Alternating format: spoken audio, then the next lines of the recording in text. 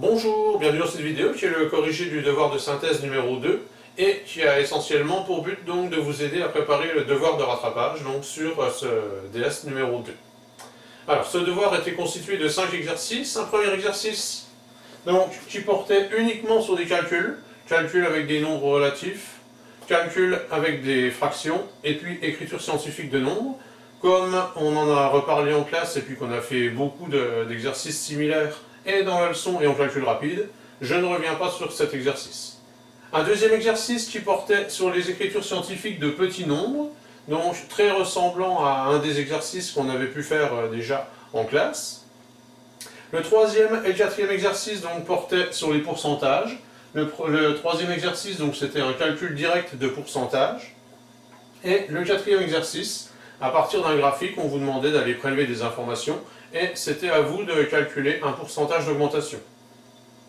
Et le cinquième exercice, donc un classique, donc, qui portait sur le théorème de Thalès. Alors, dans l'exercice numéro 2, on vous donnait donc un tableau de conversion, donc qui correspondait au tableau des conversions de longueur, à partir de l'unité, donc le mètre, et puis avec tous ses submultiples, décimètres, centimètres, millimètres, donc qui correspondent aux puissances 10 puissance moins 1, 10 puissance moins 2, 10 puissance moins 3, et on allait donc jusqu'à 10 puissance moins 12, qui correspond au picomètre.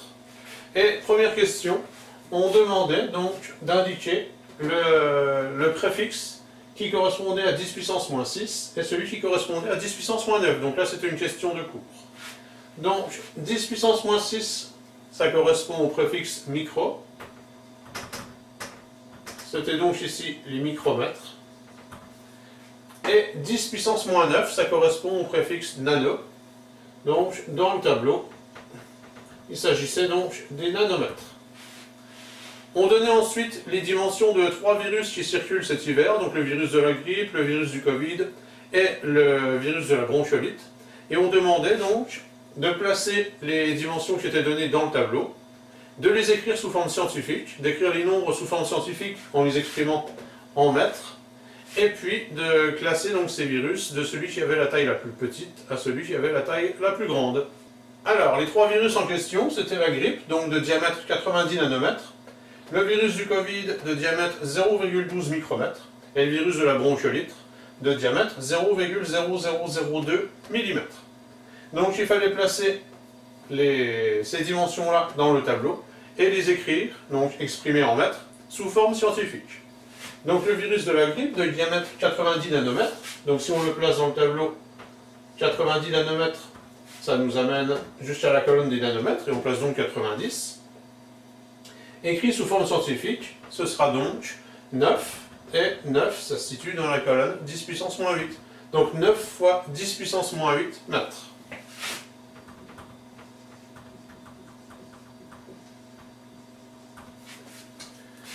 Le virus du Covid de diamètre 0,12 micromètres.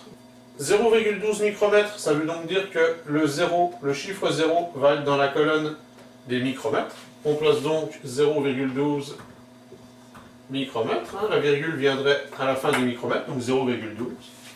Exprimé sous forme scientifique, il sera de la forme 1,2 fois 10 puissance quelque chose. Et comme le 1 est dans la colonne des 10 puissance moins 7, ce sera 1,2 fois 10 puissance moins 7 mètres.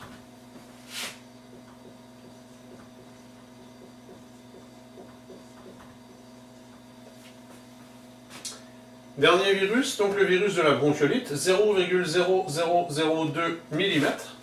Donc le premier 0, celui qui précède la virgule, est dans la colonne des millimètres. Donc 0,0002 mm. La virgule vient donc à la fin de la colonne des millimètres. On demande de l'exprimer sous forme scientifique. Donc sous forme scientifique, ce sera 2 fois 10 puissance quelque chose, et comme le 2 est dans la colonne des 10 puissance moins 7, c'est donc 2 fois 10 puissance moins 7 mètres. Une fois qu'on les a tous exprimés en mètres et écrits sous forme scientifique, donc on peut les comparer facilement, on a dit que pour commencer à les comparer, on comparait d'abord les puissances de 10, donc ici, la puissance de 10 la plus petite, c'est 10 puissance moins 8, ça veut dire que le virus dont la taille est la plus petite, c'est le virus de la grippe. On a ensuite deux virus, donc, dont la taille s'exprime en 10 puissance moins 7. On compare donc dans ce cas-là les nombres qui sont devant. 1,2 est plus petit que 2. Ça veut dire que le virus du Covid a une taille plus petite que le virus de la bronchiolite. Donc dans l'ordre, le virus le plus petit c'était celui de la grippe, puis celui du Covid, puis celui de la bronchiolite.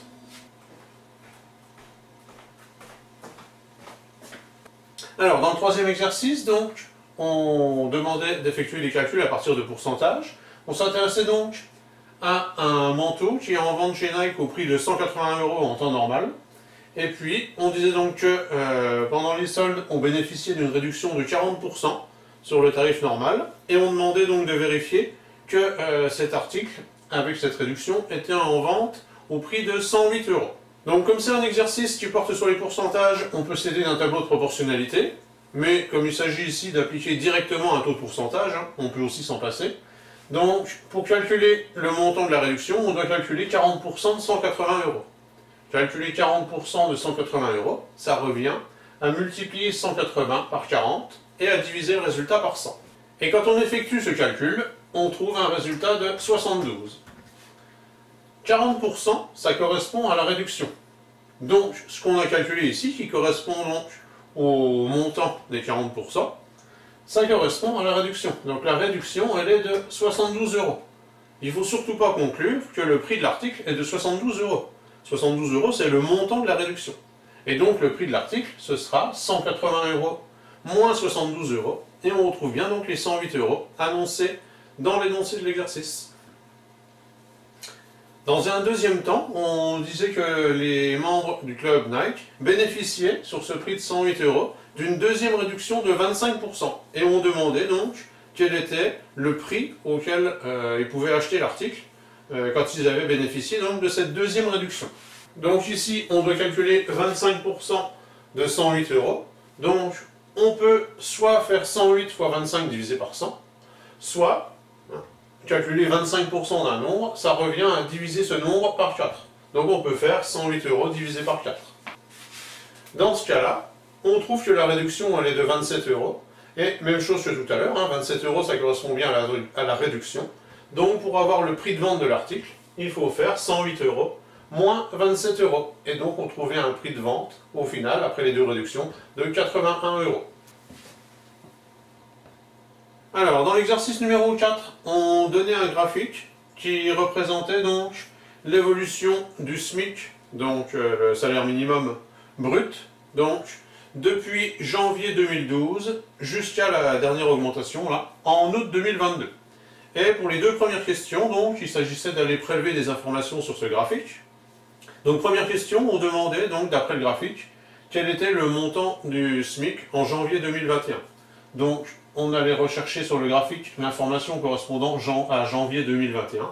Et donc, on pouvait lire que le SMIC en janvier 2021 s'élevait à 1554 € brut. Deuxième question, on demandait en quelle année donc le SMIC avait dépassé pour la première fois les 1500 € brut. Donc, si on regarde sur le graphique, la première fois qu'il dépasse les 1500 €, c'est quand il atteint 1521 € brut. L'année d'avant, il était à 1498, donc juste en dessous des 1500. Et donc, ce SMIC à 1521 € brut, ça se produit au début de l'année 2019. C'est donc au début de l'année 2019 que le SMIC dépassait donc les 1500 € pour la première fois. Troisième question, on demandait donc le pourcentage d'augmentation du SMIC entre janvier 2021 et août 2022. Alors, pour pouvoir répondre à cette question, on a besoin d'abord de lire la valeur du SMIC donc en janvier 2021 et en août 2022. Donc si on lit sur le graphique, en janvier 2021, le SMIC s'élève à 1554 € brut. Et en août 2022, il s'élève à 1679 € brut. Et on demande donc, pour passer de 1554 € à 1679 €, quel a été le pourcentage d'augmentation. Alors, puisqu'il s'agit d'un exercice sur les pourcentages et qu'on cherche le pourcentage d'augmentation, on peut s'aider d'un tableau de proportionnalité.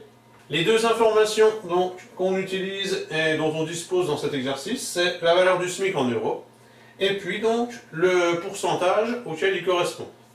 Donc, première valeur du SMIC, c'est en janvier 2021, donc 1554 euros.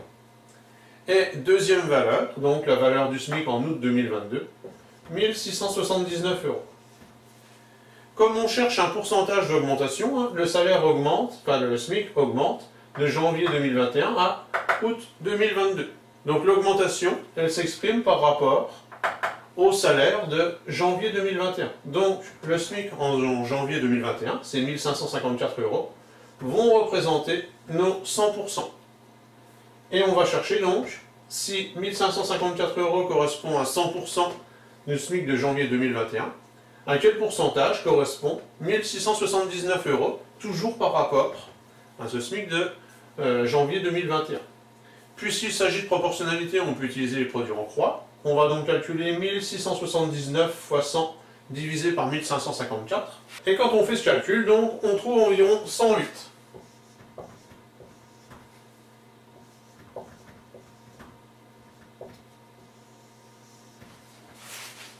Ça veut donc dire que le SMIC de 2022, en août 2022, représente 108% du SMIC de janvier 2021.